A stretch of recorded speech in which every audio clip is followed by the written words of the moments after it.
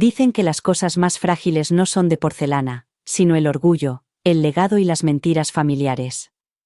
Estaba limpiando el polvo del salón cuando mi codo rozó un pedestal. El estruendo resonó como un trueno. Mi hija vino corriendo, con una expresión más afilada que los fragmentos del suelo. Horas más tarde, estaba en la acera con una maleta y sin disculparme. Pero lo que ella no sabía era de quién era realmente el jarrón y lo que significaba. Una frase, solo 10 palabras, y la habitación se quedó en silencio. Nunca creerás lo que dije y por qué lo rompí todo. Antes de empezar, dime desde dónde nos escuchas y dale al botón de suscribirse. Antes de ser la mujer que rompió un jarrón de $10.000, era otra persona completamente diferente. Me llamo Evelyn Ross. Fui profesora de inglés en un instituto durante 31 años, en un distrito donde el techo goteaba, las fotocopiadoras se atascaban todas las mañanas y la mitad de los alumnos venían a clase sin desayunar. Mi marido, Gerald, murió hace 12 años de cáncer de páncreas, de esos que no dan ningún aviso y no te dan tiempo. Lo enterré un martes, volví al trabajo el jueves y nunca dejé de moverme. La gente me decía que era fuerte. Lo que querían decir era que no lloraba donde nadie pudiera verme. Crié a mi hija Jenna con amor, guisos improvisados y la idea de que la bondad valía más que el dinero. Un año, para su cumpleaños, como no podía permitirme los patines que quería, le hice un pastel con forma de patines. Ella sonrió, pero yo vi la decepción en sus ojos. Ya entonces quería más de lo que yo podía darle. Jenna creció, se hizo abogada, se casó con Mark, un ejecutivo financiero con un carné de golf y una casa que parecía diseñada por editores de revistas sin hijos. Aún no querían tener hijos. No hasta que tengamos nuestra tercera propiedad, bromeó una vez, mientras bebía de un vaso que no me dejaba meter en el lavavajillas. Después de mi operación de cadera, me ofreció quedarme en su casa para recuperarme. Será más fácil para todos, dijo. Debería haberlo sabido. Jenna no hacía las cosas por sentimentalismo. Las hacía para guardar las apariencias. Sus amigos admiraban su generosidad. Nadie veía cómo se estremecía cuando me sentaba en el sofá blanco, o cómo se le tensaba la voz cuando le preguntaba cómo se usaba la máquina de café expreso. Aún así, intentaba pasar desapercibida en su casa grande y perfecta. Doblaba las toallas con cuidado, nunca dejaba los platos en el fregadero y apagaba la luz de mi habitación después de las 9 de la noche. Intentaba ganarme el espacio que me habían concedido. Hasta que rompí el jarrón. Era un jueves por la mañana. Todo estaba en silencio. La señora de la limpieza había llamado para decir que no vendría y yo pensé, no sé qué pensé. Quizás que si mostraba iniciativa, dejaría de mirarme como si fuera una maleta demasiado grande que nadie podía guardar. Así que cogí un plumero y empecé por el salón formal. Lo llamaban la galería. Yo la llamaba, no respires demasiado fuerte. El jarrón era alto, de color marfil pálido con dragones dorados enroscados en el cuello, equilibrado sobre un pedestal como un trofeo. Me agaché para quitar el polvo de la base y cambié el peso de mi cuerpo. Mi codo rozó el pedestal y, durante un segundo espantoso, el jarrón se tambaleó como si fuera a cambiar de opinión. Entonces se volcó. El estruendo fue tan fuerte que el silencio se quedó paralizado. Lo sentí en los huesos. Los tacones de Jenna resonaron en las escaleras. Se quedó en la puerta, con su blusa planchada y sus pantalones negros, con la boca ya abierta, incrédula. Mark apareció detrás de ella, con la boca apretada, como si ya supiera que la culpa no recaería sobre él, sino directamente sobre mí. ¿Qué has hecho? La voz de Jenna tenía ese tono gélido que utilizaba en los tribunales, el que no pregunta, sino que acusa. Solo estaba quitando el polvo, dije, con una voz apenas más alta que el tic-tac del reloj de la repisa de la chimenea. Ha sido un accidente. Ella se acercó al jarrón roto como si fuera un cadáver. ¿Sabes lo que era? No sabía que fuera tan valioso, respondí, aunque podía sentir el aire cargado de mi culpa. Ese jarrón, dijo, agachándose junto a los pedazos rotos. Valía $10.000. Un regalo de boda. De su cliente más importante. Lo encargó a una colección privada de Japón. Mark permaneció en silencio detrás de ella, con los brazos cruzados como un sello en una caja fuerte. Lo siento, dije, sintiéndome inútil y abrumado. Jenna se puso de pie, con la boca en una línea recta. ¿Lo sientes?, repitió. Llevas 6 meses viviendo aquí, mamá. 6 meses. Comiendo nuestra comida. Usando nuestra agua. Sin pagar alquiler. ¿Y ahora esto? Abrí la boca, pero no me salió nada. Quiero que te vayas esta noche, dijo. Haré que vacíen la habitación de invitados. ¿Esta noche? ¿Quieres que te envíe una factura? La forma en que lo dijo, tan fría, tan precisa, hizo que algo se retorciera dentro de mí. Algo que había estado dormido durante mucho tiempo. Me quedé quieta, sin moverme hacia la puerta, sin disculparme de nuevo. Porque algo en ese jarrón, algo que recordaba, me atraía. Los dragones. El dibujo dorado. No era una reliquia japonesa. Había visto ese jarrón antes. Hacía 34 años. En una venta de objetos usados en Filadelfia. Una mujer con los dedos manchados de humo había intentado venderme un juego de jarrones a juego por $50. Compré uno. Se lo regalé a Gerald. Lo usábamos como paragüero. Y más tarde, después de su muerte, Jenna lo había guardado en una de sus cajas, diciendo que parecía retro. Ese no era el jarrón del cliente de Mark. Era mío. Me volví hacia ellos, con voz tranquila, pero peligrosa en su quietud. Quizá quieras preguntarle a Mark dónde consiguió realmente ese jarrón, dije. Porque, a menos que su cliente tenga una máquina del tiempo y un Chevy oxidado, no se lo encargó en Japón. Jenna frunció el ceño. ¿De qué estás hablando? Miré a Mark a los ojos. Se había quedado muy quieto. Muy pálido. Mira la parte inferior del jarrón, dije. Debería haber una pegatina. Venta de objetos usados, South Street, 1989. Jenna lo miró fijamente. ¿Es eso cierto? Mark no respondió. Cogí mi abrigo. Voy a recoger mis cosas, dije. Pero deberías pensar muy bien quién ha estado mintiendo en esta casa. Y luego subí las escaleras, dejando atrás los fragmentos y la primera grieta real en su matrimonio. Abajo, se oían voces apagadas que subían y bajaban, sílabas agudas que atravesaban las paredes. La voz de Jenna, seca y furiosa. La voz de Mark, baja y desesperada. No podía distinguir las palabras, pero no era necesario. Había oído ese tono antes, en los tribunales, en las aulas y en las salas de espera de los hospitales. Era el sonido de algo que se rompía, lo quisieras o no. Abrí el armario y saqué la maleta que Jenna me había preparado antes, que seguía allí, como una amenaza, sobre la silla junto a la puerta. Mis pertenencias estaban dobladas con demasiada precisión, de forma quirúrgica, distante. No las había guardado con cuidado. Las había guardado para deshacerse de mí. Mis dedos recorrieron cada objeto. Mis gafas de lectura. La blusa de flores que había llevado a su despedida de soltera. Una bufanda de ganchillo que había hecho durante mi recuperación, y que nadie había comentado ni una sola vez. Ahora todo parecía tan pequeño, tan inofensivo. Tan lejos del daño que ella decía que le había hecho. Me senté de nuevo, agarrando la bufanda en mi regazo. $10,000. Me había mirado como si le hubiera prendido fuego a su futuro. Como si lo hubiera arruinado todo. Y tal vez, en su mente, así era. No por el jarrón, sino porque había corrido la cortina y le había mostrado en qué se basaba realmente su vida perfecta, en una mentira. A Gerald le encantaba ese jarrón. No por su valor, que era prácticamente nulo, sino por los dragones. Fuertes. Feroz. Leales. Solía decir, dándole golpecitos en el costado cada vez que pasaba por delante. Lo guardaba junto al paragüero, cerca de la puerta principal, siempre lleno de bastones empapados por la lluvia y pértigas plegadas.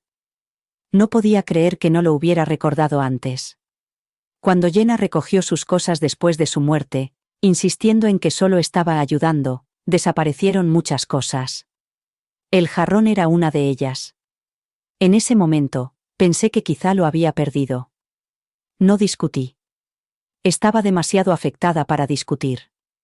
Dejé que ella empaquetara los restos de mi vida y los guardara en cajas o en pilas para donar, mientras yo me sentaba con mi dolor, demasiado vacía para hablar. Ahora lo sabía mejor. Cerré la maleta lentamente, con deliberación. Aún no tenía un lugar a donde ir, no realmente, pero tenía un nombre en mi teléfono. Carol. Mi mejor amiga. Mi hermana, aunque no lo fuéramos de sangre. Ella me había advertido que no viniera aquí. No te quieren, Eve. Me dijo la noche antes de la operación. Quieren que se vea que te quieren. Tenía razón. Mi teléfono vibró. Un mensaje de Carol. ¿Cómo estás? ¿Quieres que te recoja? Me quedé mirando la pantalla durante un largo rato antes de responder. Sí. Ahora. Me levanté, con las piernas rígidas, el dolor en la cadera un eco sordo comparado con el dolor que se extendía por mi pecho. Cogí el abrigo del gancho, el que había colgado allí por costumbre, tratando de no molestarles con el desorden. Cada cosa que hacía aquí era una disculpa por mi existencia. Y ahora, ya había terminado de disculparme. Cuando bajé, la discusión había terminado. Jenna estaba de pie en el salón, con los brazos cruzados, el rostro pálido pero impenetrable. Mark estaba sentado en el borde del sofá, con los codos sobre las rodillas, frotándose las sienes. Ninguno de los dos me miró. Me detuve en la puerta, con la maleta en la mano. Me iré en menos de una hora, dije en voz baja. Carol viene a recogerme. Jenna no respondió. Giré el pomo, pero algo dentro de mí, algo feroz, algo con forma de dragón, me detuvo. La miré. La miré de verdad. Tenía el rostro demacrado, a la defensiva, la misma expresión que ponía durante las declaraciones. La misma máscara de superioridad y control que decía que yo había ganado y que eso era lo único que importaba. Siempre pensaste que era inferior a ti, dije, y mi voz no tembló. No porque fuera cruel, egoísta o perezosa, sino porque era normal. Te pasaste toda la vida intentando ser cualquier cosa menos yo. Apretó la mandíbula. Bueno, continué. Lo conseguiste. Pero si crees que el dinero, las salas de exposición o los jarrones de 5 cifras te hacen mejor, entonces te he fallado. Porque nunca quise criar a alguien que antepusiera la apariencia al carácter. Mark se levantó de repente. Evelyn, levanté la mano. Number. Déjala hablar, si tiene algo que decir. Pero Jenna no tenía nada que decir. Así que salí por la puerta. Y juro que oí algo más romperse detrás de mí. Algo que no tenía nada que ver con la porcelana. El coche de Carol entró en el camino de entrada como un barco de rescate atravesando los restos de un naufragio. Me quedé debajo del arco de piedra de la puerta principal de Jenna, con la maleta en la mano y el abrigo abrochado hasta el cuello, a pesar de que el aire primaveral era suave. No miré atrás hacia la casa. No era necesario. Podía sentir el peso de su silencio presionando contra las ventanas como el aliento sobre el cristal. Carol no dijo nada cuando abrí la puerta y me deslicé en el asiento del copiloto. No hacía falta. Sus ojos se posaron en mi rostro y se inclinó hacia mí, cubriendo mi mano con la suya. No me di cuenta de lo mucho que temblaba hasta que sus dedos estabilizaron los míos. ¿A dónde vamos?, preguntó en voz baja. A cualquier parte menos aquí, susurré. Y ella asintió, como si comprendiera la geografía de la humillación. El coche se llenó del ligero aroma a menta de su chicle, y de la música folk que siempre ponía a un volumen lo suficientemente bajo como para no distraer, pero lo suficientemente alto como para sentir compañía. Condujimos en silencio durante mucho tiempo. Observé las casas pasar borrosas, los jardines bien cuidados, los caminos sinuosos, el tipo de riqueza que crece en forma de bayas en lugar de raíces. Finalmente, Carol habló. ¿Quieres hablar de ello? Miré por la ventana. Me hizo la maleta como si fuera una mancha en su alfombra. Oh, cariño. ¿Y el jarrón? Me reí con amargura. Era mío, Carol. Mío. De aquella venta de objetos usados en South Street, ¿te acuerdas? El de los dragones. A Gerald le encantaba. Abrió mucho los ojos. ¿Ese? ¿El que él solía pulir con el borde de la manga como si fuera una joya de la corona? Asentí. Lo guardó después de que él muriera. Pensé que lo había vendido o donado. Pero acabó en un pedestal en su sala de exposiciones, haciéndolo pasar por un regalo de $10.000 de un cliente de Mark. Carol parpadeó. ¿Me estás diciendo que mintieron al respecto? ¿Toda esa historia era una actuación? Me hicieron sentir como una vándala, dije. Como una anciana senil que había destruido un artefacto invaluable. Y fue mi propio recuerdo lo que ella destrozó. Más tarde ese día, recibí una llamada telefónica. Era un número que no reconocí, pero algo en mí me dijo que contestara. «¿Señora Ross?», preguntó un hombre, con voz seca y profesional. «Soy Thomas Eddings. Trabajo con William y Dean, la empresa de seguros de arte afiliada a la colección Brickman». Me enderecé. ¿Sí? Le llamo en relación con una reclamación presentada por el señor Mark Everett por un jarrón dañado. Usted figura como responsable del daño. Me gustaría que habláramos brevemente sobre el incidente. Se me secó la boca. ¿Una reclamación? Sí, señora. Por $10.000. Tenemos que verificar las circunstancias en que se produjo la rotura. ¿Sabía usted que el jarrón estaba asegurado? No, respondí, con la ira bullendo en mi interior. No lo sabía. Pero puedo decirle algo sobre ese jarrón. Entré en el estudio de Carol, cerré la puerta y dejé que las palabras salieran a borbotones. Le conté de dónde procedía el jarrón. La venta de objetos usados. La mujer con la voz ronca. La forma en que Gerald lo había expuesto como si valiera una fortuna, cuando no valía más de $50. Hubo una pausa al otro lado de la línea. Luego. ¿Tiene algún documento o fotografía? Bajé la vista hacia la foto enmarcada de Gerald y yo.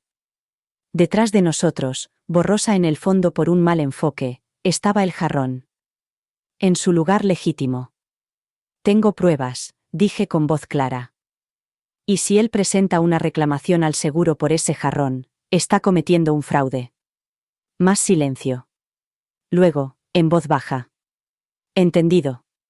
Lo investigaremos. Gracias, señora Ross. Cuando colgué, me temblaban las manos. Me quedé mirando el teléfono, con el corazón latiendo a 1000. No solo me había echado de casa. Intentaban acusarme. Convertir una mentira en dinero. Para beneficiarse de borrarme. Carol entró y vio mi expresión. «¿Evie?» Han presentado una reclamación, dije. Mark y Jenna. Me están culpando. Por un jarrón que no valía ni una fracción de lo que dijeron. Que ni siquiera era suyo. Se sentó lentamente. Eso no solo está mal, es un delito. Asentí. Y no voy a dejarlo pasar. No se trataba de venganza. No se trataba de dinero. Se trataba de la verdad. De los años que me había tragado mis palabras por el bien de la paz. Las veces que había dicho, no pasa nada, cuando no era así. Los momentos en los que había dejado que ella reescribiera nuestra historia porque era más fácil que defenderme. Ya estaba harta de serla fácil. Esa noche, escribí una carta. No a Jenna. Ni a Mark. A la compañía de seguros. Lo detallé todo. El verdadero origen del jarrón, la venta del patrimonio, la conexión de Gerald con él, la fotografía. Adjunté una copia de la foto, marqué el jarrón con un círculo y adjunté una declaración jurada. La firmé con dedos temblorosos. Evelyn Ross. Madre. Profesora. Y mujer que ya no sería borrada. Pasaron 2 días antes de que tuviera noticias. Los pasé esperando, no pasivamente, no acurrucada en el sofá de Carol con pañuelos y té, sino esperando como solo espera una mujer que ha sido injustamente tratada. Con determinación. Con una calma tan aguda que podría cortar el cristal. A la tercera mañana, volvió a sonar el teléfono. Esta vez era una voz diferente. Más cálida, más cautelosa. Señora Ross, me llamo Melanie Brooks. Soy investigadora del Departamento de Prevención de Fraudes de Brickman. ¿Puedo hacerle algunas preguntas sobre la reclamación presentada por el señor Everett? Respiré hondo. Por supuesto. Y le conté todo de nuevo, esta vez con más firmeza. No titubeé al describir el amor de Gerald por ese jarrón, ni la forma en que Jenna se lo había llevado sin preguntar. No vacilé al decir: les han mentido. Me han mentido a mí. Y creo que se han estado mintiendo entre ellos durante mucho tiempo. Melanie se quedó callada un momento y luego dijo: hemos revisado la foto. Las marcas. El historial de ventas de ese modelo de jarrón. Tenía razón, señora Ross. No vale más que unos cientos de dólares. Cerré los ojos.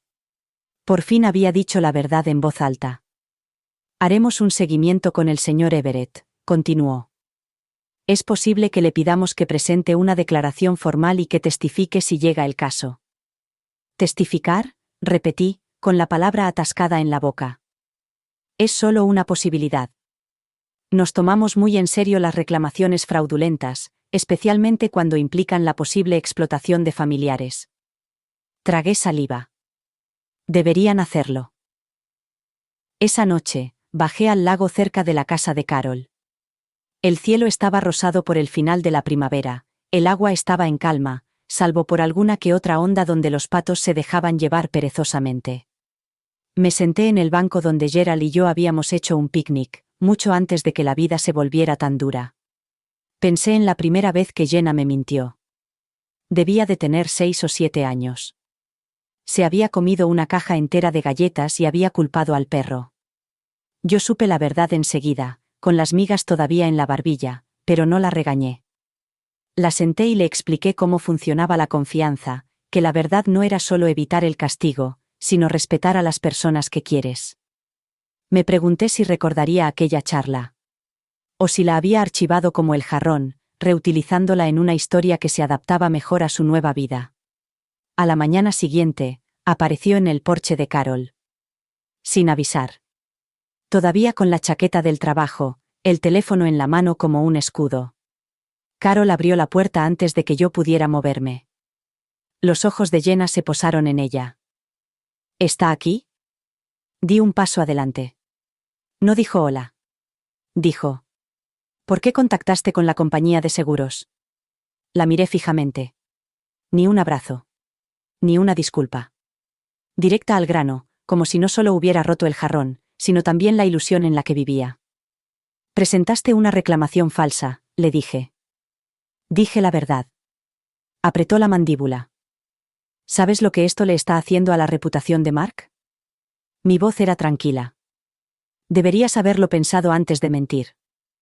No mentimos, la interrumpí. Sí. Lo hicisteis. Sabías que ese jarrón era mío. Sabías que no valía tanto. Y me dejaste allí sentada, sintiéndome como basura, suplicando perdón por romper algo que nunca te había pertenecido. Algo en su expresión vaciló. Un temblor. Quizás vergüenza. Quizás reconocimiento. No sabría decirlo. ¿Por qué?, pregunté, dando un paso adelante. ¿Por qué, Jenna? No respondió. Se limitó a mirarme, como se mira un espejo al que se ha evitado durante demasiado tiempo. Esperé. Pero como no dijo nada, di un paso atrás. No quieres hablar, dije. Quieres controlar los daños. Abrió la boca. La cerró. Y entonces, justo antes de darse la vuelta para marcharse, dijo: esto no ha terminado. Asentí. Tienes razón. Solo es el principio. La puerta se cerró detrás de ella. Y exhalé. Esta vez no lloré. Porque por primera vez en mucho tiempo, no era yo quien se derrumbaba. No me moví durante mucho tiempo después de que Jenna se marchara. La puerta aún resonaba con su voz, plana, enfadada, sin rastro de la niña que yo había criado. Ni siquiera una sombra. Solo una mujer con tacones y rímel que había venido a mi puerta para salvar la reputación de su marido, no para ver si yo estaba bien. Carol no me preguntó si estaba bien. Solo me preparó un té y lo puso sobre la mesa como si fuera una ofrenda. Sabía que cuando el dolor está tan cerca de la superficie, preguntar por él hace que sangre. La verdad se instaló entre nosotras como el polvo, silenciosa y definitiva.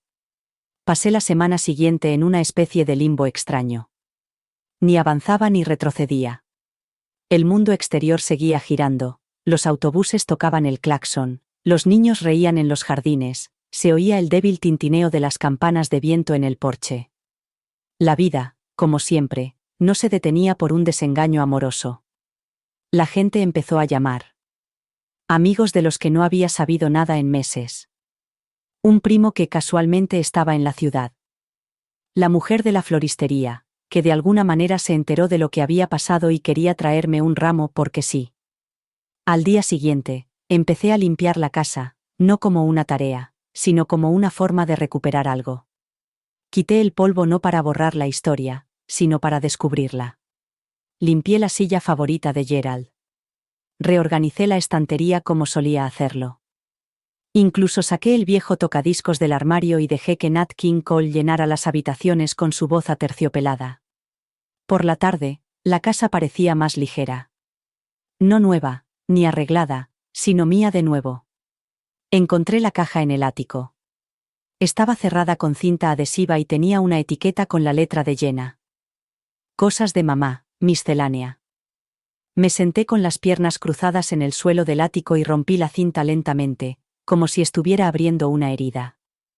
Dentro había un ramillete seco de mi reunión del instituto, una pila de tarjetas del Día de la Madre de Jenna, la mayoría brillantes y con faltas ortográficas, una corbata de Gerald y un llavero con una pequeña torre Eiffel, recuerdo de un viaje que nunca hicimos. Y en el fondo, una carta. Escrita por mí. Dirigida a Jenna.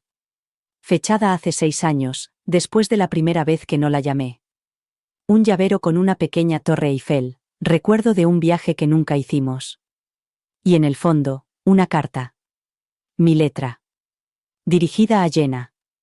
Estaba fechada hace 6 años, después de la primera vez que canceló la cena a última hora porque Mark la había sorprendido con entradas para el teatro. Había escrito: Querida Jenna, sé que tienes una vida muy ajetreada y que no siempre soy la persona más fácil de entender. Pero espero que me hagas un hueco, como yo siempre he intentado hacer contigo. Te echo de menos. Echo de menos que me lo contaras todo. Echo de menos ser tu madre, no solo de nombre. Con amor, mamá. Nunca se la envié. Debió de encontrarla cuando me ayudó a hacer las maletas después de la muerte de Gerald. Lo guardó. Pero, como todo lo que no encajaba en su historia, lo guardó en un lugar seguro. Doblé la carta y la guardé en mi bolsillo. Esa noche, me senté en el porche de mi casa, envuelta en el viejo cardigan de Gerald, y me quedé mirando las estrellas. No sabía qué vendría después. Pero sabía que no se construiría sobre el silencio. Si Jenna quería volver, tendría que hacerlo como algo más que una hija de sangre. Tendría que venir como una mujer que me veía claramente. Que finalmente había aprendido que romper algo no siempre significa que esté arruinado. A veces, significa que es libre. Esa noche, revisé más cajas en el ático. Había anuarios, diarios, polaroids descoloridas de veranos ya pasados. Y entonces encontré algo que no sabía que había guardado.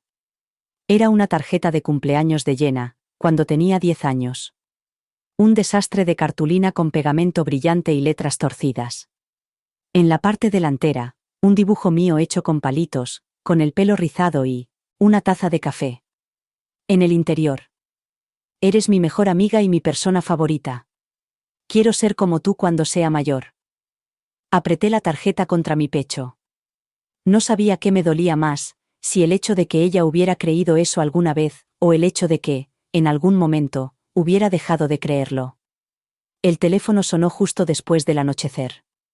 No era ella. Era Marco. Señora Ross, comenzó, como quien inicia una reunión, no una conversación. Soy Evelyn, respondí. Usted perdió el derecho a las formalidades cuando presentó esa demanda. Hizo una pausa. No he llamado para hablar de eso. Entonces, ¿por qué? Porque creo que se está derrumbando. Mi corazón se detuvo. ¿Qué quiere decir? No come. No duerme. Está perdida. Y no quiere hablar conmigo. Eso es entre usted y su mujer. Dije, tratando de mantener la voz firme. No habla con nadie. Dijo. Ni con sus amigos. Ni con sus compañeros de trabajo. Tú eres la única persona a la que ha dejado ver su miedo. Cerré los ojos. No sé qué esperas que haga. Dije finalmente. No espero nada. Dijo. Solo pensé que debías saberlo. Hubo un silencio tan largo que pensé que había colgado. Luego.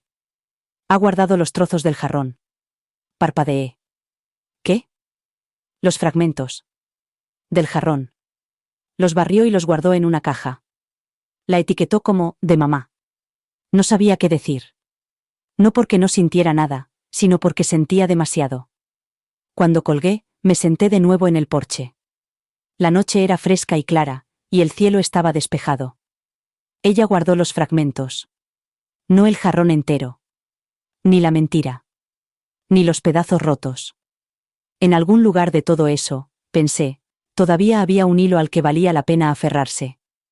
No para traerla de vuelta, sino para mostrarle el camino a seguir. Pero yo no iba a tirar de él. Tendría que encontrarlo ella misma. A la mañana siguiente, me paré junto al fregadero de la cocina, observando cómo el cielo pasaba de plateado a azul suave, y el sol se levantaba lentamente, como si ni siquiera estuviera seguro de estar listo para un nuevo día. La casa estaba en silencio, mi tipo de silencio. No el silencio de la exclusión, ni el silencio estéril del salón de Jenna, que parecía una galería de arte, sino el cálido silencio del hogar. El zumbido de la nevera, el suave crujir de la madera al asentarse, un arrendajo picoteando la mosquitera de la ventana. Pensé en lo que Mark había dicho la noche anterior. Ella guardaba los fragmentos. No debería haber sido nada. Una caja de porcelana rota. Inútiles, peligrosos, llenos de bordes afilados. Pero el hecho de que los hubiera etiquetado como de mamá, y no como basura o accidente, significaba algo. Despertó en mí algo que no sabía si debía confiar o lamentar. Me serví una taza de café y apreté los dedos alrededor de la taza. Ya no sabía lo que quería. ¿Paz? ¿Cierre? ¿Una disculpa? ¿Una hija? Pensé en llamarla. Solo una vez. Solo para decirle que estaba aquí. Pero no pude levantar el teléfono. Porque hay algo cruel en que te necesiten solo cuando alguien se rompe. Algo brutal en que te vean fuerte solo porque los demás creen que tienen derecho a tu fuerza. Ella no me había querido. No cuando me dejó junto a los cubos de basura de su vida. No cuando empaquetó mi ropa con eficiencia mecánica, como si fuera el equipaje de un viaje que se arrepentía de haber hecho. Pero ahora que el brillo se había agrietado, ahora que el espejo de su vida cuidadosamente construida había comenzado a romperse, ahora, yo volvía a ser útil. La única persona ante la que podía llorar. El único testigo que quedaba que la recordaba antes de que fuera la esposa de otra persona. Salí al porche con mi café. Las rosas habían florecido temprano este año. Gordas, rosadas, cargadas de promesas. Gerald las había plantado en nuestra segunda primavera en la casa. Las había llamado nuestras flores milagrosas, porque no creíamos que nada pudiera crecer en ese suelo rocoso. Nos habíamos equivocado. Hacia las 10, Carol se detuvo con 2 bagels y una expresión en el rostro que significaba que algo iba a pasar. No se sentó de inmediato. Se quedó en la puerta, retorciendo la correa de su bolso. «Está en tu puerta», dijo en voz baja. Parpadeé. «¿Qué?» «Jenna. Está aparcada delante. Sentada allí. Lleva allí al menos 15 minutos. La vi cuando volvía de la tienda». Mi corazón comenzó a latir con fuerza. «No me detuve», dijo Carol. «Pensé que si quería hablar, se acercaría a la puerta. Pero creí que debías saberlo». Asentí con la cabeza. No me moví. Y entonces, 5 minutos más tarde, llamaron a la puerta. No muy fuerte. Sin enfado. Solo, vacilante. Abrí la puerta lentamente. Jenna estaba allí, con vaqueros y un jersey que le quedaba demasiado grande. Sin maquillaje. Con el pelo recogido. Parecía alguien que había estado viviendo a medio volumen durante mucho tiempo y acababa de recordar cómo respirar. «Hola mamá», dijo. Yo no dije nada. No sabía a dónde más ir. Seguí sin hablar. «No he venido a poner excusas», dijo, bajando la mirada. No he venido a pedirte nada. Solo... Se detuvo y tragó saliva con dificultad. Solo quiero hablar. Si me dejas. Di un paso atrás y abrí más la puerta. Entró como si ya no supiera cómo funcionaban sus piernas. En la cocina, se sentó a la mesa donde había comido miles de veces, donde solía hacer los deberes, donde había llorado por su primer desengaño amoroso. Pero ahora se sentó en el borde como si no fuera su sitio. He visto la foto, dijo en voz baja. La de papá. Y el jarrón al fondo. No dije nada. Pasó los dedos por el borde de la taza. Tenías razón. Sabía que el jarrón no era lo que decíamos que era. Pero no pensé que te defenderías. Exhalé sin darme cuenta de que estaba conteniendo el aire. Me he pasado toda la vida intentando ser perfecta, continuó. Intentando impresionar a gente que ni siquiera me ve. Pensaba que si conseguía mantener todo en orden, mi carrera, mi matrimonio, mi imagen, estaría a salvo.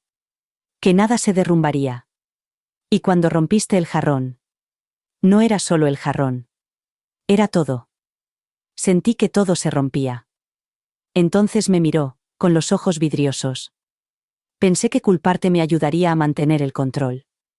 Pensé que si te convertía en el villano, no tendría que admitir lo perdida que estaba. Me senté frente a ella. Lentamente. Con cuidado. Como si me estuviera acercando a un animal que pudiera salir corriendo. No necesitaba que fueras perfecta, le dije.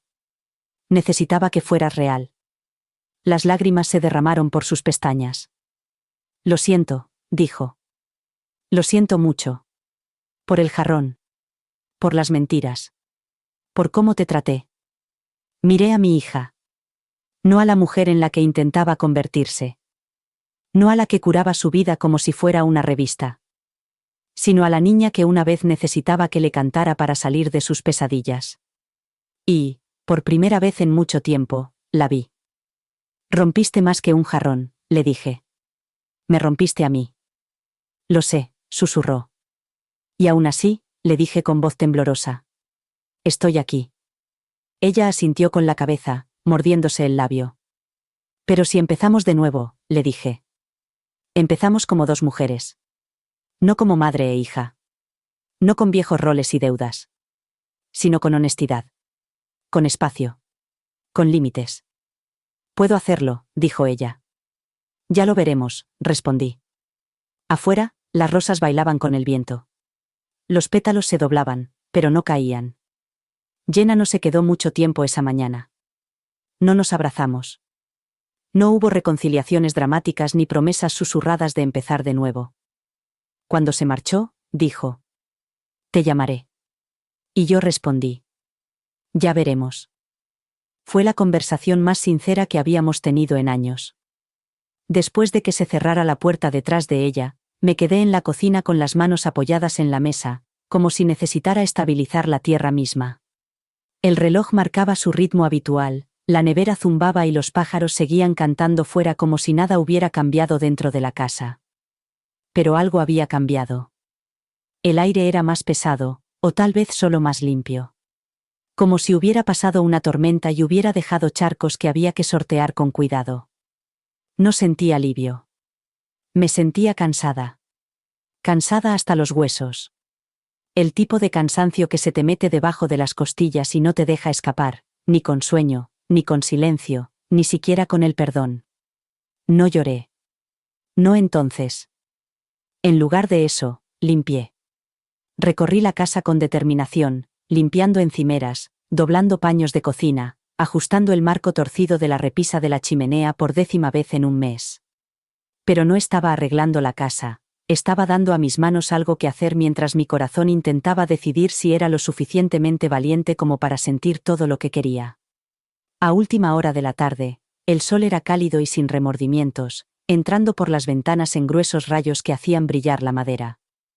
Me senté en el porche con un diario en el regazo, y el viejo cardigan de Gerald sobre los hombros. No había escrito nada personal en años. No desde que él murió. No desde que las palabras dejaron de parecerme seguras. Pero hoy, la pluma se movió. 18 de marzo. Jenna ha vuelto a casa hoy. Más o menos. Ha traído consigo pedazos de sí misma, pero no sé si tiene intención de quedarse o si solo busca un lugar donde aterrizar mientras el resto de su vida arde silenciosamente en segundo plano. La quiero. Pero no confío en ella. Quiero perdonarla. Pero no a costa de mí misma. He pasado demasiado tiempo encogiéndome para encajar en la versión que ella tiene de mí. No quiero ser pequeña nunca más. Hice una pausa y miré las palabras. El viento levantó el borde de la página como si quisiera pasarla por mí. Más tarde, esa misma noche, Carol volvió a pasar por casa. No llamó a la puerta. Nunca lo hacía. Traía una botella de vino y 2 copas que no hacían juego. No pensabas pasar el día sin mí, ¿verdad? Esta vez nos sentamos en el porche trasero, frente al jardín. Las rosas seguían floreciendo, con los capullos inclinados como si estuvieran escuchando algo bajo la tierra. Ha venido, le dije. Carol asintió. Me lo imaginaba. Lloró. Dijo que lo sentía. ¿Y? La escuché, dije. No le prometí nada. Pero la escuché. Eso es algo. Lo es. Bebimos en silencio durante un rato, viendo cómo el cielo se teñía de naranja y luego de índigo. Siento que estoy aprendiendo a ser madre de nuevo, dije en voz baja. Solo que esta vez es para mí. Carol se acercó y me apretó la mano. Quizá ese sea el tipo de crianza que más importa. El que se da a las partes de uno mismo que se han dejado atrás. Tragué saliva con dificultad. Le di todo lo que tenía. Pensaba que eso significaba que siempre sabría dónde encontrarme. Pero a veces creo que se perdió en todo ese dar. Como si hubiera olvidado quién era yo más allá de los sacrificios. No es la única que lo ha olvidado, dijo Carol con delicadeza. La miré. Has pasado décadas enseñando, guiando, apoyando, arreglando, dijo. Pero hace mucho tiempo que no te permites ser tú misma. Te has ganado algo más que la supervivencia, Ivy. Te has ganado la alegría. La palabra me golpeó en lo más profundo del pecho. Alegría. Sonaba extraña. Sonaba como un idioma que solía hablar antes de convencerme de que el deber era suficiente. Tengo miedo, dije. Si vuelvo a abrir la puerta, ¿y si ella entra y empieza a reorganizar mi vida como si fuera suya? Entonces vuelve a cerrar la puerta, dijo Carol. Pero esta vez, hazlo con las 2 manos y sin disculparte. Asentí con un pequeño movimiento que parecía más una promesa que unas palabras. Esa noche, me senté en el borde de la cama y miré los trozos del jarrón. Sí, también los había guardado. Mark había dicho que Jenna los había metido en una caja, pero debía de haberlos dejado aquí en silencio, en algún momento de la semana anterior. Quizá cuando yo no estaba en casa. Quizá no se atrevía a entregárselas. La caja era pequeña y estaba precintada por un lado. Dentro había fragmentos envueltos con cuidado en papel de seda. Parecían piezas de un rompecabezas de marfil, con bordes curvados, astillas doradas y alguna que otra escama de dragón pintada sobre porcelana. Pasé el dedo por el fragmento más grande. Aún se distinguía el contorno de una ala. Había algo poético en ello. Un dragón, roto. Aún peligroso. Aún hermoso. No quería tirarlos.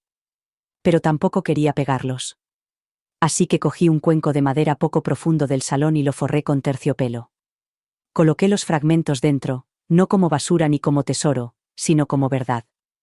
Un monumento a lo que se había roto y a lo que había sobrevivido. No todas las historias tienen que repararse. Algunas solo necesitan ser recordadas. Coloqué el cuenco en la repisa de la chimenea, junto a la foto de Gerald y el viejo reloj que nunca llegó a arreglar. Hacía tic-tac de vez en cuando, solo para recordarme que el tiempo seguía pasando aunque yo no lo hiciera. Y esa noche, por primera vez en meses, soñé.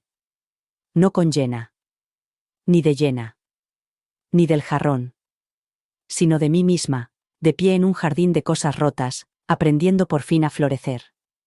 A la mañana siguiente, me desperté con el suave repiqueteo de la lluvia contra las ventanas, ese que hace que el mundo huela a tierra y a recuerdos. Me quedé en la cama más tiempo de lo habitual, con la manta metida bajo la barbilla y el cardigan de Gerald todavía sobre la silla a mi lado, como si hubiera salido un momento. La casa estaba en silencio, pero no vacía. Volvía a parecer habitada. Volvía a parecer mía. Pensé en el cuenco de porcelana rota que había sobre la repisa de la chimenea.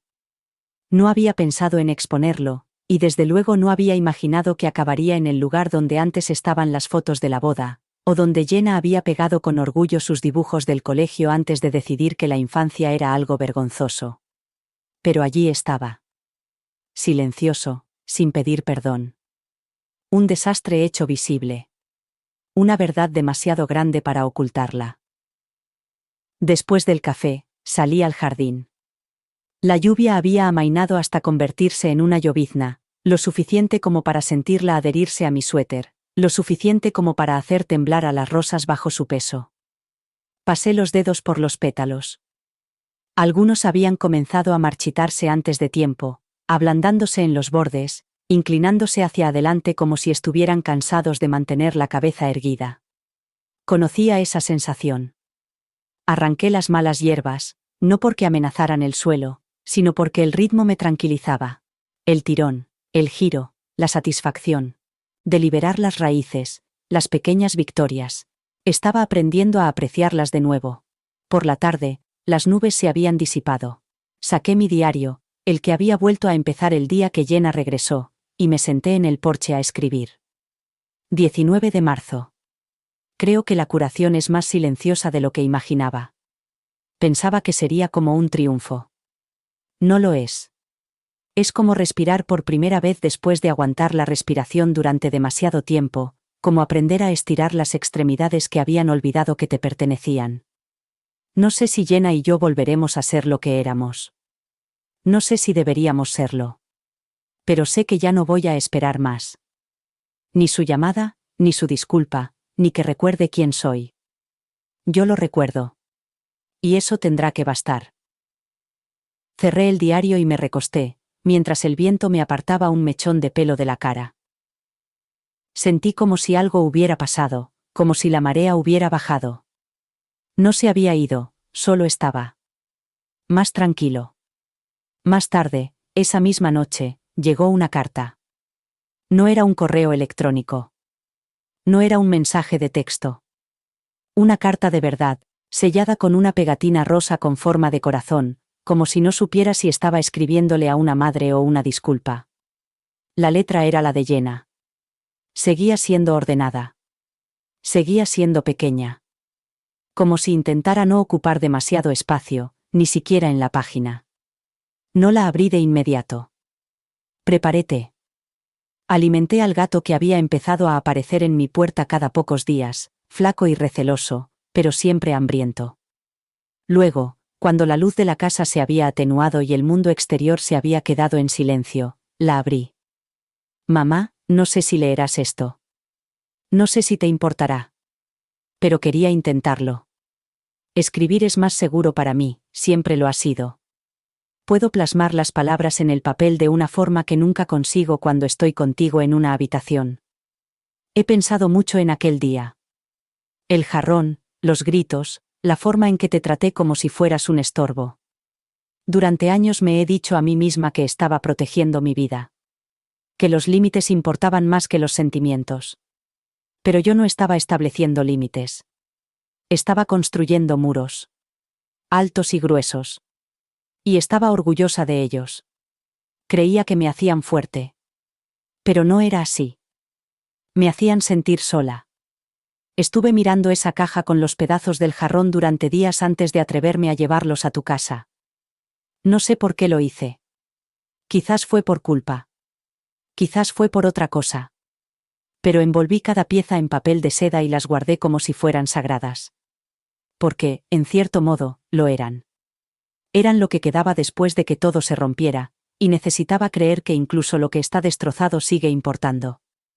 Sé que no me debes nada. Sé que estás cansado. Yo también lo estaría. Pero te echo de menos. Y quiero encontrar una manera de seguir adelante, aunque no se parezca en nada a lo que había antes. Si quieres responderme, me gustaría. Si no quieres, lo entenderé. Con amor, Jenna. Doblé la carta lentamente, no porque hubiera terminado de escribirla, sino porque pesaba demasiado para sostenerla toda de una vez. Me quedé sentada con ella en el regazo durante un largo rato. No me había pedido perdón. No había suplicado que la dejara entrar. No había intentado reescribir la historia. Y eso, más que nada, era lo que me hacía creer que tal vez estaba lista para decir la verdad, consigo misma, conmigo, con la vida que había intentado con tanto esfuerzo convertir en algo perfecto. La verdad nunca era perfecta. Estaba astillada, desigual, obstinadamente inconclusa. Pero era real. Y eso tenía que contar para algo. Encendí una vela en la repisa de la chimenea, junto al cuenco con los fragmentos del jarrón. Luego saqué mi diario, pasé a la página en blanco y comencé una nueva carta. No porque ella me lo pidiera. Porque tenía algo que decir. Algo que no era para quien era ella, sino para quien aún podía llegar a ser. La carta permaneció sobre la mesa de mi cocina durante 2 días antes de que la enviara. La escribí la misma noche que leí la de Jenna, pero la dejé allí, sin abrir, sin enviar, como una frágil ofrenda que no estaba segura de estar preparada para entregar. Era lo primero que le escribía en años, que no era una tarjeta de cumpleaños obligatoria o una nota navideña garabateada a toda prisa. Esta me llevó horas. No porque no supiera qué decir, sino porque cada palabra era como un hilo que tenía que tirar con cuidado, con delicadeza, para que no se rompiera. Querida Jenna. He leído tu carta. 2 veces, de hecho. La primera vez, entre lágrimas que no quería admitir que aún esperaban por ti. La segunda vez, con un bolígrafo en la mano, subrayando las partes que más dolían y las que me daban esperanza. Así fue como empezó. No con absolución, sino con honestidad. Le dije la verdad, que sus palabras significaban algo, pero que no borraban los años que las precedieron. Que decir, te echo de menos, no abre automáticamente la puerta que una vez decidiste cerrar de golpe. Que reconstruir no empieza con grandes gestos, sino con romper el silencio con delicadeza y decir la verdad poco a poco. Le hablé del jarrón. De cómo había colocado los trozos en un cuenco, no por sentimentalismo, sino por elección. No para reparar lo que se había roto, sino para honrar la belleza que había tenido. Que incluso ahora, fragmentado y frágil, seguía mereciendo un lugar donde poder verse. Terminé la carta como siempre terminaba sus cuentos antes de dormir. Estoy aquí, si estás lista. No voy a esperar. Solo estaré aquí. Al tercer día, fui al buzón y me quedé allí mucho tiempo, sosteniéndola en mis manos como si fuera algo vivo. La solté. 3 días después de enviar la carta, llamaron a la puerta. No era un golpe suave e inseguro como antes. Este era diferente, vacilante, pero con una especie de peso detrás, como si la persona al otro lado hubiera estado allí demasiado tiempo antes de encontrar el valor para levantar la mano y llamar. No me apresuré a abrir. Estaba doblando la ropa, una tarea tranquila y metódica que me hacía sentir segura, familiar. Volvieron a llamar, 2 golpes cortos, y luego silencio. Cuando abrí la puerta, Jenna estaba allí de pie con una bolsa de plástico en la mano, como si fuera una ofrenda. Parecía más pequeña, de alguna manera. No físicamente, sino como se ve a las personas cuando se han ido deshaciendo poco a poco, tratando de encontrar algo que valga la pena conservar. Te he traído algo, dijo. Asentí y me hice a un lado. Entró lentamente, como alguien que recuerda cómo sentirse bienvenida. Dejó la bolsa con cuidado sobre la encimera de la cocina, y sacó una barra de pan de masa madre recién hecho de la pequeña panadería que me encantaba, y un tarro de mermelada de frambuesa con una nota que decía, casera. Le temblaban un poco las manos mientras dejaba los artículos sobre la encimera. No sabía cómo empezar, dijo. Está bien, respondí. Nos quedamos en la cocina un momento, 2 mujeres con una historia que se palpaba en el aire entre nosotras. Le indiqué que se sentara y ella lo hizo con cuidado, como si la silla fuera a rechazarla. Nos serví una taza de té a cada una sin preguntarle qué quería. Aún recordaba cuál era su favorito. Limón con miel. Dio un sorbo y luego me miró. Recibí tu carta, dijo. Gracias. Asentí con la cabeza. Aún no me fiaba de mi voz. La he leído 5 veces, añadió. La parte en la que dices que no vas a esperar, me ha impactado. Porque eso es lo que siempre he esperado. ¿Qué esperarías? Que siempre estarías donde te dejé. Listo. Lo estaba. Dije en voz baja. Hasta que empezó a doler más de lo que curaba. Tragó saliva con dificultad. No sé cómo arreglar lo que rompí. No tienes que hacerlo, dije. Arreglarlo no es lo importante. Entonces, ¿qué es? Entenderlo. Aceptarlo. Dejar que importe.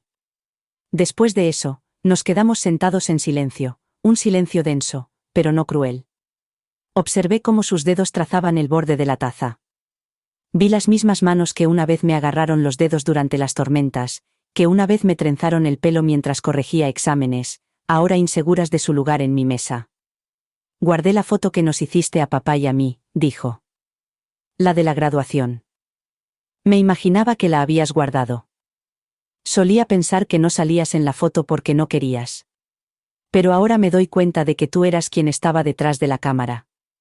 Siempre estabas detrás de la cámara. No respondí. No había nada que decir que no saliera en forma de sollozo. Metió la mano en el bolso y sacó un pequeño sobre. Yo también he empezado a escribir, dijo. No es perfecto. No está pulido. Pero soy yo. No la yo que intento ser. La yo que todavía estoy tratando de encontrar. Tomé el sobre. Mis manos no temblaban. Por primera vez en semanas, estaban firmes. No solo eres bienvenida aquí, le dije. Te queremos. Pero solo si vienes tal como eres. Ella asintió con la cabeza y algo en sus ojos finalmente se rompió. No era vergüenza. Ni por culpa. Por alivio. Y allí, en mi tranquila cocina, con la lluvia golpeando suavemente la ventana de nuevo, nos sentamos una al lado de la otra, sin nada entre nosotras más que la verdad. Y el té. Y tal vez, por primera vez en años, algo parecido a la paz. Esta vez Jenna no se marchó enseguida. Cuando el té se enfrió en nuestras tazas y las palabras entre nosotras empezaron a sonar más como una conversación, y menos como confesiones, me preguntó si podía echar un vistazo a la casa. No por nostalgia, al menos no del todo, sino como si necesitara volver a ver el lugar con otros ojos. La seguí a cierta distancia, dejándola detenerse en las puertas, pasar los dedos por las fotos enmarcadas, tocar los bordes del pasado como si fuera a desmoronarse si presionaba demasiado.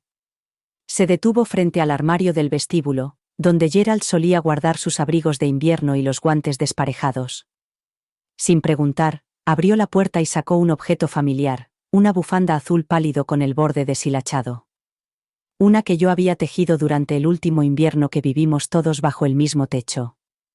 Me acuerdo de esto, dijo en voz baja. Me la hiciste cuando perdí mi primera entrevista de trabajo. Lloraste en el coche durante 1 hora, le dije, acercándome a ella. Te dije que no era el fin del mundo. Sonrió, pero era una sonrisa triste. No te creí. No tenías por qué creerme. Tenías que oírlo. Jenna dobló la bufanda con cuidado y la colocó en la mesita como si mereciera una pequeña ceremonia. Luego se volvió hacia mí, con una expresión desnuda. No era arrepentimiento. No era vergüenza. Solo crudeza. Ese extraño lugar entre el dolor y la esperanza. Creo que perdí parte de mí misma cuando murió papá, dijo. Tú lo mantuviste todo unido. Tenías que hacerlo. Y yo simplemente me derrumbé por dentro. Lo sé, dije. Te quedaste en silencio después del funeral. Pensé que necesitabas espacio. Lo necesitaba. Pero también necesitaba estar enfadada con alguien. Y tú estabas ahí. El pasillo parecía pequeño, de esos que el recuerdo hace aún más estrechos. Nos quedamos allí, en el eco de las cosas no dichas durante demasiado tiempo. Te culpé de todo lo que no tenía sentido, continuó. El dolor. Las expectativas. Mi propia vergüenza. Era más fácil pensar que tú eras el problema que admitir que yo estaba perdida. cerré los ojos por un momento. No eras la única que se sentía perdida. Ella asintió, como si siempre lo hubiera sabido, pero no se hubiera atrevido a creerlo. De vuelta en la sala, se sentó con las piernas cruzadas sobre la alfombra, su alfombra, aquella en la que había pasado horas coloreando de niña mientras yo corregía ensayos a su lado. La observé pasar la mano por los hilos, como si intentara encontrar algún rastro de sí misma aún entretejido en la tela. No sé qué hacer con los pedazos, dijo. ¿Qué pedazos? Los que estoy encontrando ahora, respondió. Las partes de mí misma que olvidé. Las partes que no sé cómo llevar. No tienes que saberlo todavía, le dije. Solo tienes que seguir guardándolas. Me miró, con lágrimas en los ojos otra vez, pero esta vez más suaves. ¿Crees que él estaría orgulloso de nosotras?, preguntó. Me senté a su lado. Creo que estaría orgulloso de que por fin estemos diciendo la verdad. Entonces se inclinó hacia mí, con cautela al principio, como si no estuviera segura de merecerlo, pero yo no me aparté. La dejé quedarse. No porque eso borrara nada, sino porque la curación no es una transacción. Es una elección que se toma una y otra vez, respiración a respiración, palabra a palabra.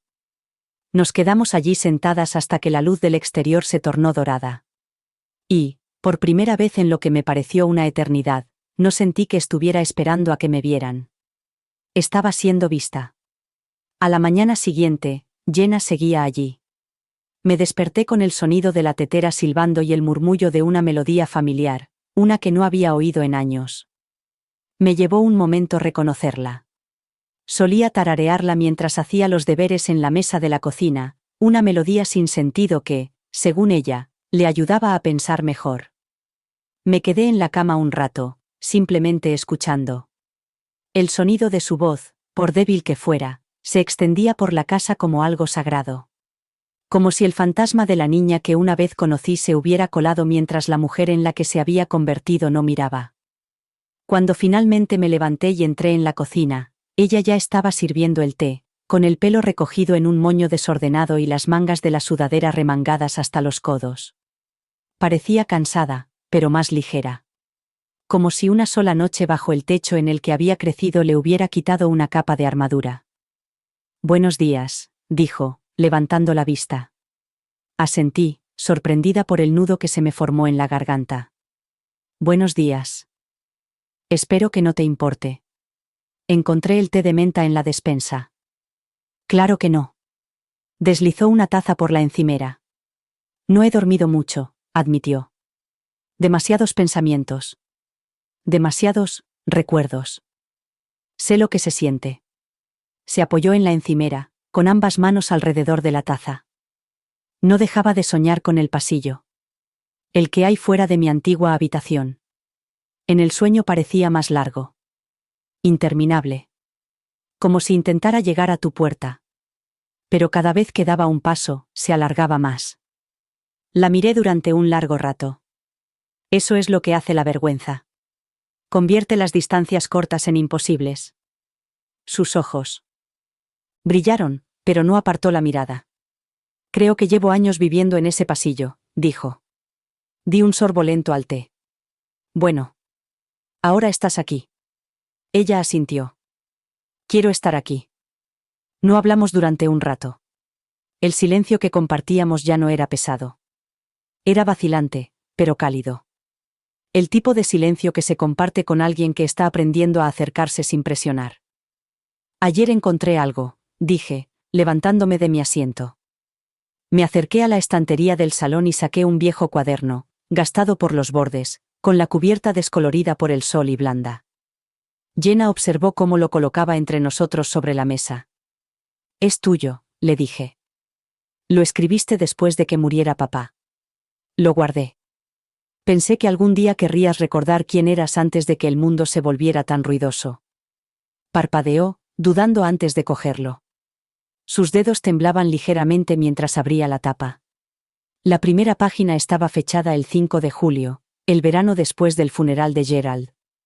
Escrito con tinta morada brillante. Cosas que todavía amo. Leyó la lista en voz alta, con la voz entrecortada a mitad de camino. La lluvia en las ventanas.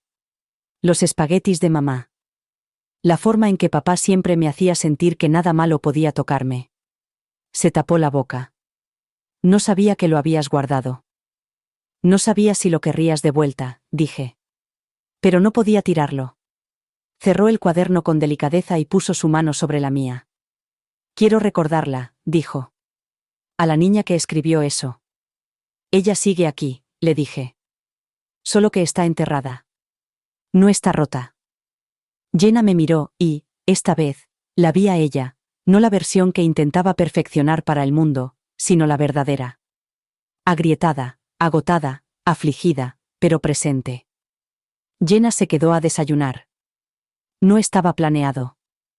Simplemente no se levantó cuando terminamos el té ni cuando el sol se asomó por completo por la valla del patio trasero. He estado pensando, dijo, con el tenedor a medio camino de la boca. ¿En quién me he convertido? ¿En cuánto me gusta realmente? La miré y esperé. Eso era otra cosa que estaba volviendo a aprender, a esperar sin apresurarme a llenar el espacio por ella. Dejó el tenedor y se recostó, suspirando. Creo que confundí la fuerza con la distancia. Pensaba que si mantenía a la gente lo suficientemente lejos, no podrían decepcionarme. Ni abandonarme.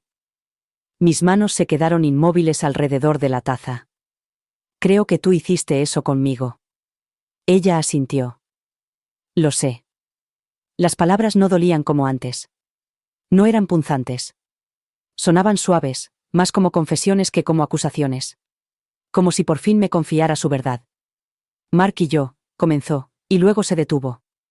No va bien. No insistí. No le pregunté si por eso había vuelto, o si todo esto era solo un desvío en la crisis.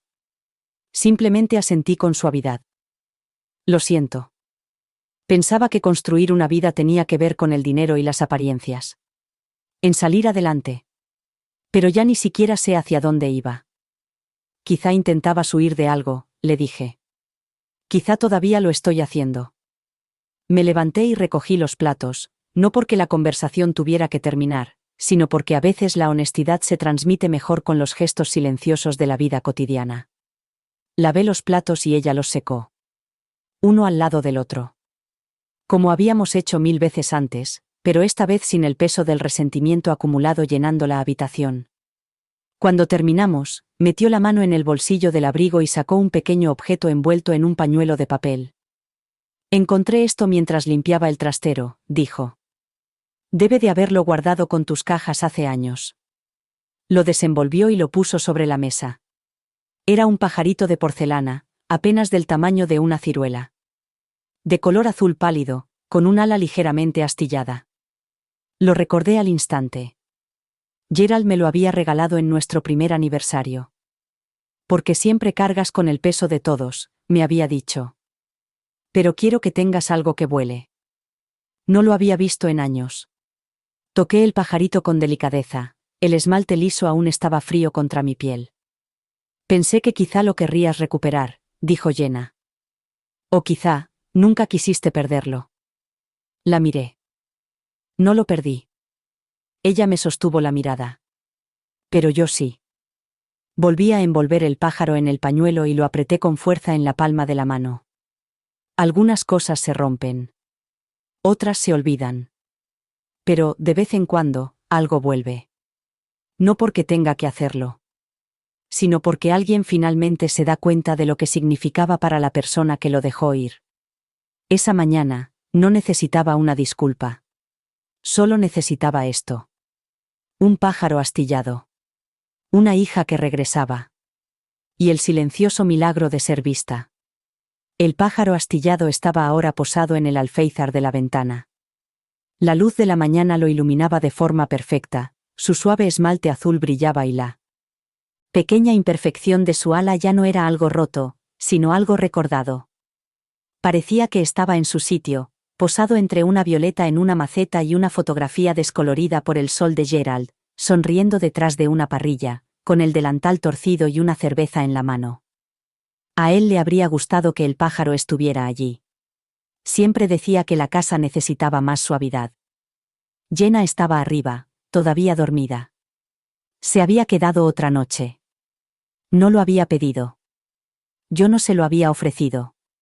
Pero cuando la conversación durante la cena se tornó demasiado delicada, el silencio de Mark, el lento desmoronamiento de su matrimonio, la forma en que sus amigos habían empezado a parecerle más críticos que compañeros, simplemente cogí la manta de repuesto y la puse en el sofá. «Puedes dormir en la cama», le dije. Ella levantó la vista, sorprendida. «Estoy bien en el sofá». «No estás bien», le respondí. «Pero sigues siendo bienvenida». Y se había ido arriba, callada y agradecida, como si la oferta de una cama en la casa de su infancia fuera más que un consuelo, fuera una especie de permiso. Ahora, en el silencio de la madrugada, bebía mi café y observaba cómo la luz se extendía por la cocina. Pensaba en lo fácil que había sido que el pasado se mezclara con el presente en los últimos días. Lo frágil que era el equilibrio entre la curación y la recaída en viejas heridas, entre la presencia y la actuación. La había visto esforzarse. La había visto bajar la guardia, no de golpe, sino poco a poco. En la forma en que me hablaba con vacilación, sin pretensiones. En la forma en que me hacía preguntas sobre mí. ¿Cómo has estado realmente? ¿Qué haces ahora? Y escuchaba las respuestas. Era más de lo que me había permitido esperar. Pero no era todo. La puerta se abrió con un chirrido y allí estaba ella, de pie en la entrada con uno de mis viejos suéteres y un par de calcetines prestados. Parecía más joven a la luz de la mañana, con los rasgos suavizados por el sueño y la vulnerabilidad que se mantiene justo después de despertarse. «Te has levantado temprano», le dije. No podía dormir. Le serví una taza de café y se la acerqué por la mesa. Ella la agarró con las dos manos como si fuera algo sagrado. «Anoche tuve un sueño», dijo. Estaba de vuelta en casa con Mark. Estábamos dando una cena. Todo parecía perfecto, pero no podía encontrar mi voz. Abría la boca para hablar y no salía nada. La gente me miraba como si fuera invisible. Y recuerdo haber pensado. Me dejé la voz en casa de mi madre. No dije nada. Dejé que el peso de esas palabras flotara entre nosotros. «Creo que he pasado los últimos 10 años intentando no ser tú», dijo. «Y ahora me doy cuenta, de que ni siquiera sé quién eres. No de verdad. No como mujer. Solo como el papel que has interpretado para mí». La miré durante un largo rato. «¿Y quién crees que soy?» Ella dudó. «Creo que eres alguien que ha amado profundamente y en silencio. Alguien que ha renunciado a muchas cosas sin pedir reconocimiento. Alguien que se cansó de que la ignoraran». Se me hizo un nudo en la garganta. No porque se equivocara, sino porque por fin, lo estaba diciendo. «He sido egoísta», continuó. «No solo en cómo te traté, sino en cómo di por sentado que siempre estarías ahí. Como un interruptor. Lo encendía cuando necesitaba calor y lo apagaba cuando no lo necesitaba». Respiré hondo y apoyé las manos en la mesa para controlar la oleada de emociones. «Me hiciste daño», dije. «Y no fue por el jarrón, Jenna. Fue por cómo me mirabas. Como si fuera algo incómodo. Como si estuviera estorbando». Ella asintió con los ojos brillantes. «Lo sé. Y lo siento.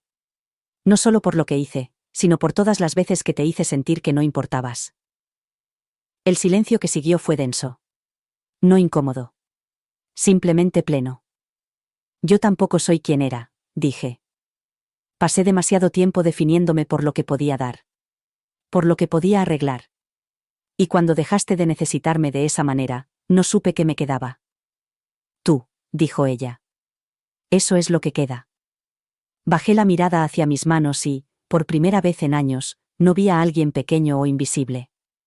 Vi fuerza. Vi ternura sin vergüenza. Vi a una mujer que había perdido, encontrado y reconstruido algo sagrado a partir de los pedazos.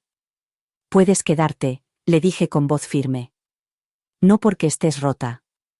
No porque necesites que te rescaten. Sino porque creo que ambos necesitamos ver quiénes somos ahora el uno para el otro».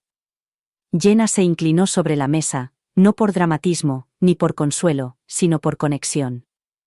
Y esta vez, tomé su mano sin dudarlo. Afuera, El viento agitaba los árboles.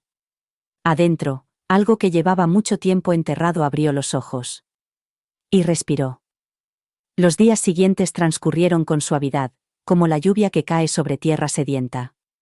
Una tarde, plantamos hierbas juntas en el jardín.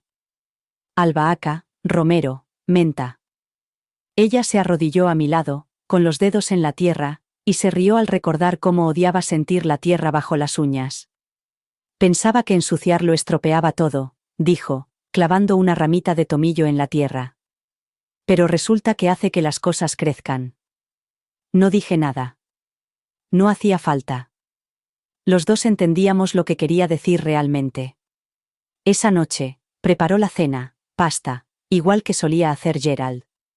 Incluso probó su truco con el pan de ajo, quemándolo ligeramente por los bordes, como él solía hacer, jurando que así le daba carácter. Comimos en la mesa con la ventana entreabierta y el aroma del romero flotando en el aire desde el jardín. A mitad de la cena, ella me miró. Sus ojos ya no estaban en guardia. ¿Crees que es demasiado tarde?, preguntó. ¿Para qué? Para nosotros. Para empezar de nuevo. Extendí la mano sobre la mesa y la posé sobre la suya. No, respondí. Pero no será como antes. No quiero que lo sea, susurró. Y yo la creí. Más tarde, aquella noche, me quedé solo en el pasillo, mirando los marcos que cubrían la pared. Fotos de su primer día de colegio, de Gerald sonriendo con las botas llenas de barro, de mí con Jenna en mi regazo, con el pelo aún húmedo del baño, los dos riéndonos de algo que ya no recordaba. No importaba lo que habíamos perdido, ya no. Lo que importaba era esto. Ella había vuelto. No a la casa. A mí. Y finalmente la dejé. Dicen que las madres están destinadas a cargar con todo, el peso, la preocupación, las heridas. Y durante mucho tiempo, lo hice. Llevaba el silencio de mi hija como una segunda piel, su indiferencia como una piedra en el pecho. Llevaba el recuerdo del jarrón y todo lo que simbolizaba. Lo fácil que se rompen las cosas y lo fácil que es fingir que nunca ha pasado nada. Pero ya no lo llevo todo. Ahora tengo algo diferente. No es perfecto. No es perfecto. Pero es real. Algunas mañanas, mi hija se sienta frente a mí en la mesa del desayuno y me cuenta lo que le da miedo. No siempre sabe cómo ser tierna. A veces, su voz todavía tiembla cuando se acerca a mí.